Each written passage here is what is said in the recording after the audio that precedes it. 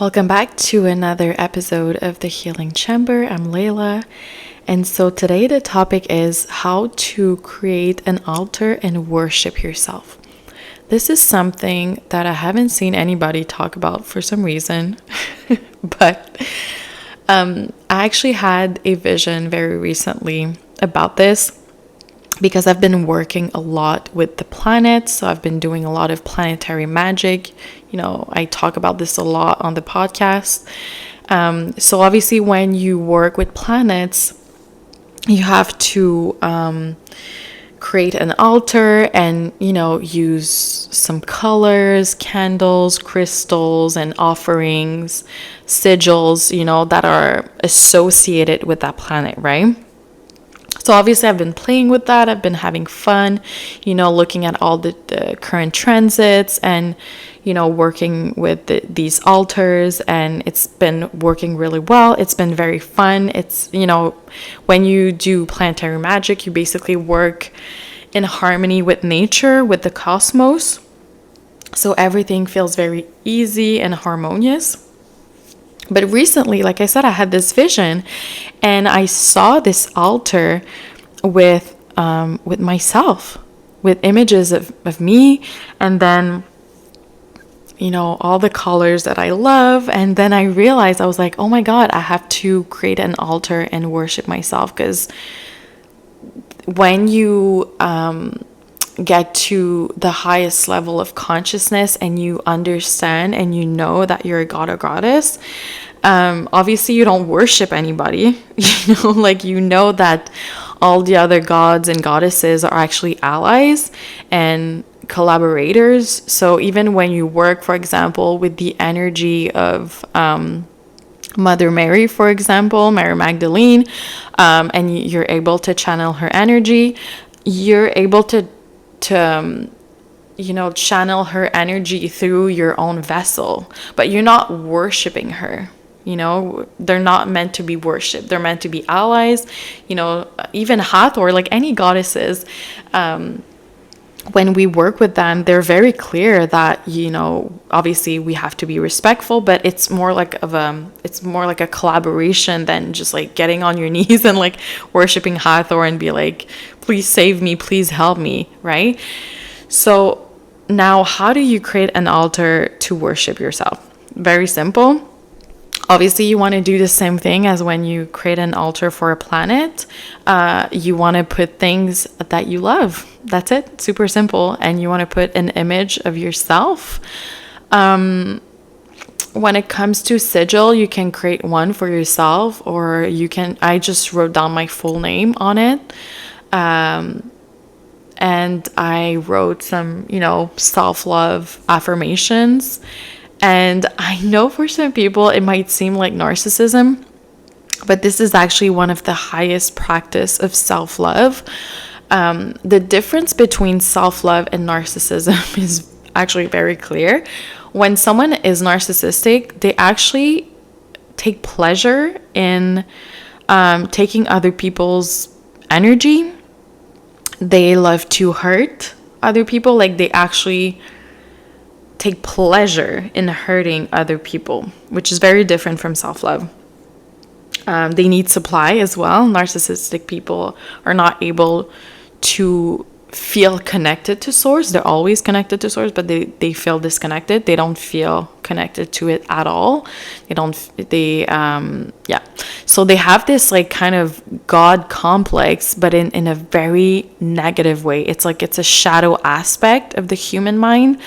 And usually narcissistic people are like shells. They're like empty shells. They're just wearing a mask, and under that mask is usually an extremely wounded little boy or little girl.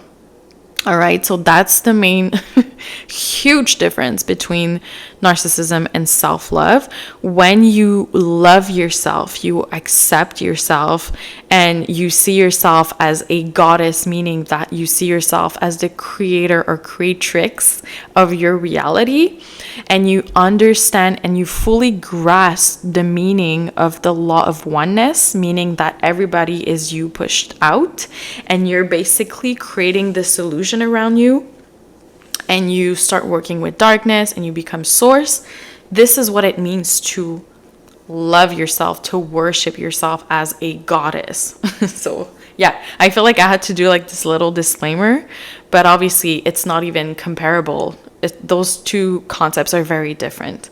So yes, you can start even today, creating an altar for yourself. It might feel weird at the beginning because we're so used to, living in a world of duality. Even, I think it's worse for people with religious trauma because they were probably so programmed into thinking that, God is this like sky daddy, this man above, in the clouds, and Jesus is going to come down through the clouds. And so for the brain, it might be a bit weird to be like, what do you mean I have to like worship myself? Like what? So obviously it's a practice, it's a lifestyle. And worshiping yourself doesn't mean that you think you're better than everybody. Like I said, it's a level of consciousness. So on this altar, obviously you want to use physical items. If you have a perfume, you can put it on the altar or spray it around it. Any colors you love, crystals, candles. You want to work with things that you actually love. And you can even think about your inner child or how you used to be when you were a kid and the things that you used to love as a kid as well, because usually our inner child is the purest version of ourselves that shouldn't have any filters or fears, So think about that as well. And you want to put on some music. I'm sorry about that. So you want to put on some music as well, some relaxing music, and really meditate and just, pay homage to yourself, I guess. And, you can even write down on a piece of paper a list of gratitude for things that, you desire or things you already have, combination of both. You can write down your accomplishments as well, things that you've accomplished. It doesn't have to be like physical things. It can also be just, traits that you have now, things that you've accomplished, within yourself. Those are usually the biggest milestones. So yeah, these are just ideas, by the way. Like, just go with the flow, go with whatever feels good to you, what you feel called to do. Sometimes you can just close your eyes and just try to imagine how you want to create this altar as well. And you want to come back at least, once a week. You can do that for a month or two.